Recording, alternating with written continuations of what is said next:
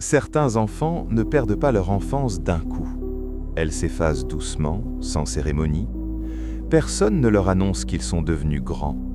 Un matin, ils réalisent simplement que quelqu'un doit tenir la barque.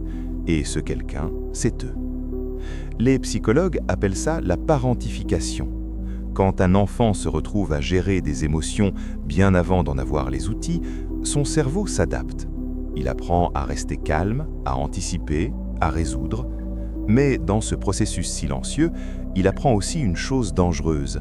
Ses propres besoins peuvent attendre. Il n'est pas né fort, il est devenu fort parce qu'il n'avait pas le choix. Quand un enfant ne peut pas compter sur un soutien stable, il cesse d'en chercher, il arrête de demander, il arrête d'espérer le réconfort. Il fait tout seul, même ce qu'il n'aurait jamais dû porter seul.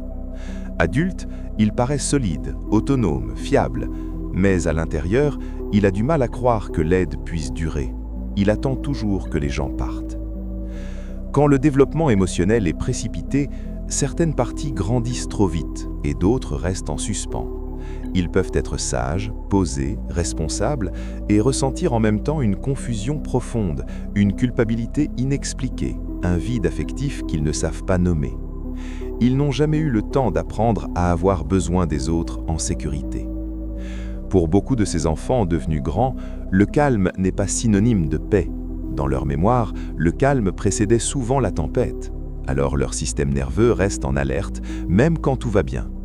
Ils se sentent utiles seulement quand on a besoin d'eux, ils se sentent coupables de ne rien faire. C'est une vigilance qui ne s'est jamais vraiment éteinte.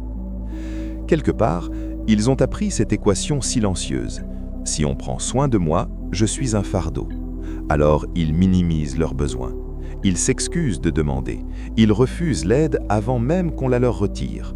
Être pris en charge ne les apaise pas. Ça les met mal à l'aise.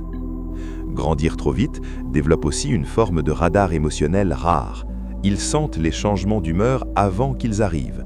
Ils lisent les gens avec une précision déconcertante. Mais ils gardent une distance parce qu'ils savent ce que ça coûte d'être là pour les autres sans jamais se protéger.